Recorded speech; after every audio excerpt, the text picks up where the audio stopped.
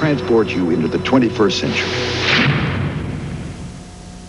You'll be ready for do-it-yourself projects with 7:41 at the time. Denise Richardson is in the studio now with some guests and talking about what can only be described as a very strange development. You could say that. Remember when you used to throw yourself around at a mixer in high school? No. He has a short memory.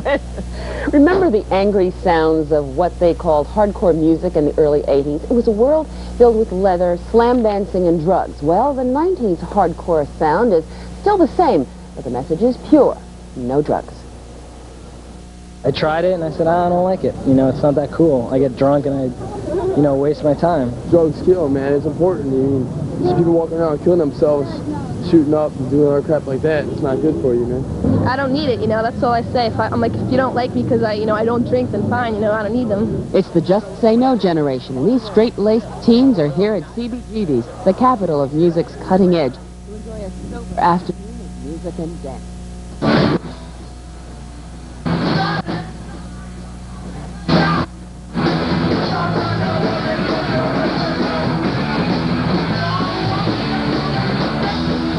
Pretty much slam dancing is, you know, just safe, good, clean fun.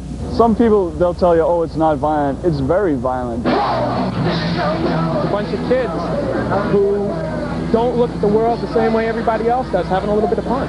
I think it's a lot healthier than shooting a needle in your vein or beating up people randomly on the street or anything like that. It's classic musical venom laced with screeching lyrics, head-banging riffs, and stage dives. The kids know it as hardcore. But remember, folks, this generation of headbangers are straight. Drugs and alcohol are out, you wear leather, and many are vegetarians. Insiders call it straight edge. I really think that straight edge is a revolt against the whole, you know, mainstream thing of like going out every weekend, you know, getting drunk, you know. The straight edge kids are the kids that are really asking the questions of, you know, is it right to eat meat? Straight edge was originally just anti-obsession, and I think it focused a lot on individuality and open-mindedness, and now it's become a veritable religion.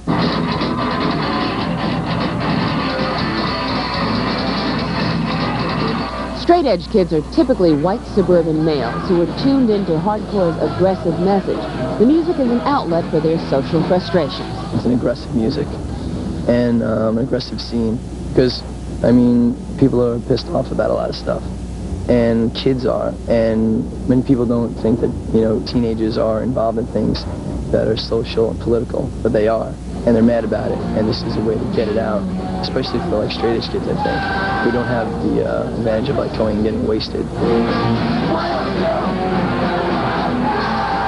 I think that the kids, any of the kids that get angry from the music usually only get angry at the shows and just go absolutely crazy, release all their energy, and then when they're home, they're in school, they're just the same as they would be any other day.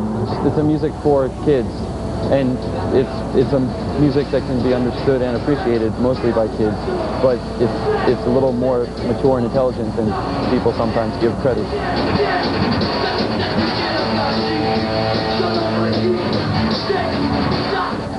Joining us in the studio now is Bob Patton, a father of 7, 4 of whom happen to be teenagers, and also with us is the lead singer of the Gorilla Biscuits, Anthony Civarelli. Mr. Patton, what's your reaction to what you just saw? Well, I had heard about the slam dancing earlier, but I had never seen the actual video of a club routine. Does that frighten you in any way? Does that look violent to you? Well, I think the teenage kids really do need an outlet of some type, physically, but I think that this kind of behavior seems to be a little chaotic and as well as potentially dangerous. Potentially dangerous. Anthony Civarelli, do you say it's potentially dangerous? Yes, I do. I agree. But I think, for the most part, people see it's a little bit too crazy when you're watching it on TV like this. When you're there, it's not that bad because... Oh, come on, Anthony. There is, You seriously. even laughed when you saw it on television. Because I'm trying to think of what people are going to think of it. Because you guys, you know, when it was cut up, it looks like this is just constant, constant, constant. I mean, it's energetic and it is crazy and it is violent. But there's like a system to it. What's the system? The system is when you're on the dance floor you respect each other's space. There is banging into each other, but you don't get, there's not like so much of like, you're not that mad when someone hits But wait a you. minute, we're talking about social and political frustrations that you all are supposed to be expressing through the slam dancing. Exactly. So you're saying kids don't have any other outlets other than this? Oh, I think they do. Sure, I mean, they must. I mean, every kid, you know what I mean? But hardcore kids, I think mainly, especially straight edge kids, because I think drinking and doing drugs is an outlet. But for us, this is one of the ways we get it out. Suppose your boys came home, you have two boys and the teenagers, 16 and 15. Suppose those guys came home and after having gone to a club like this, how would you react? Well, after knowing that this is going on at the clubs, my reaction would be that you know, they should stick with their football, their lacrosse. Then I would say, their Dad, hockey, come on, because I'm not drinking. That's where they can take out their you know, their physical contact aggressions. I think football and lacrosse is just as crazy as this. I mean, it's ruled and it's mainstream and they say it's okay. But kids break their legs, break their necks, break their noses, and break, you know, everything in lacrosse. I'm sure. Oh, how often do people get hurt at your concerts?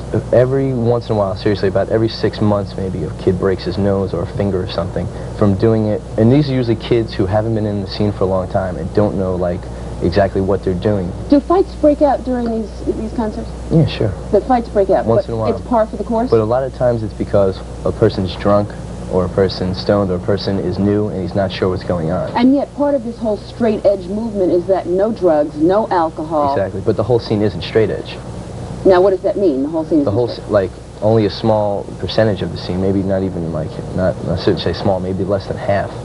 You know, a lot of kids are into still the punk thing with the drinking and the smoking and the drugs, or even if it's just, you know, one or the other. Not everyone's straight. Is there a limit? Is there a limit to the level that the you know, the jumping and thrashing in some around? clubs Are there bouncers in these clubs? Yeah, some clubs they have bouncers, and some clubs they don't bother with them. No, but here he says, but we're not doing drugs, we're not doing alcohol, and you're saying, but son, I want you to do basketball and football and those things. What do you say to your son if the son says, I want to try it anyway? I mean, do you get really upset and frustrated and say, no, I don't want you to do it? I would tell him not to do it. You would? Yeah, because I don't want to spend, you know, Saturday night in the emergency room at the local hospital when he takes a header into the floor and fractures his skull. You said that there was a form of slam dancing in your son's high school? They were doing a little bit of it at a mixer. There were girls there, however. I noticed it's mostly a male. I didn't see many girls in that group. And, mostly the girls, because I mean, when you put a bunch of, you know, teenage men together and a bunch of girls, the girls are the ones who are going to get hurt. I mean, some of them do it and we take care of them. If girls stage dives, everybody just kind of passes her around, puts her down. But mostly they're on the side just watching it. There's a side of this that says if there's so much frustration and so much anger, does it all get released in this circumstance and the kids go home and get to be quote-unquote normal again? Well, I think they're normal to begin with. You know, but I mean, unquote, if you have that level of anger, don't you have to constantly release it? No, I think it's almost every Saturday or Sunday there's a show. And when you're doing that for, you know, 2 or 3 hours, because it's not just one band, I think you get out. I mean, you can't, you know, you're so tired you can't even walk when you go home, so that's release. And I think you're normal to begin with, and this just keeps you normal, you know, it keeps you going. When you look at the kinds of kids, you see suburbia, you see there are a lot of kids who are doing drugs, a lot of kids who are doing alcohol, a lot of kids who have problems. You betcha. Then, if you see all of that, what is your, I mean, the kids are more sophisticated today. Just those simple outlets that you and I had as kids just don't work for them. Well, we grew up in the 50s and 60s. I was a teenager in the late 50s and early 60s. It was a lot easier being a teenager at that time than it is now. Pressure on kids today is enormous compared in terms of achievement in school, social pressure, peer pressure. So it's much greater now, so I can understand why kids feel as frustrated as they are and under a lot of anxiety. But I don't think that this is the healthiest outlet. I think it is an outlet, but it has to be controlled, and I don't see too much control going on there. I think he's right about the pressures of kids today. I mean, you're forced to grow up pretty fast, you know, and especially now in the 90s. I mean, I go to school full-time, work full-time, you know, have a band, have a lot of stuff that I'm doing, and you need something to release it. I mean, I refuse to, like, harm my body, you know, as a release. You know what I mean? I mean, besides, like, physically.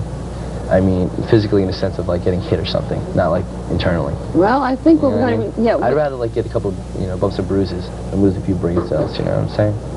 Well, I want to thank you both very much for joining us this morning. It's slam dancing or thrashing, and I'm sure we'll hear a lot more about it. Hope you do. Jim? Well, thank you for a sensible discussion on a nonsensical subject.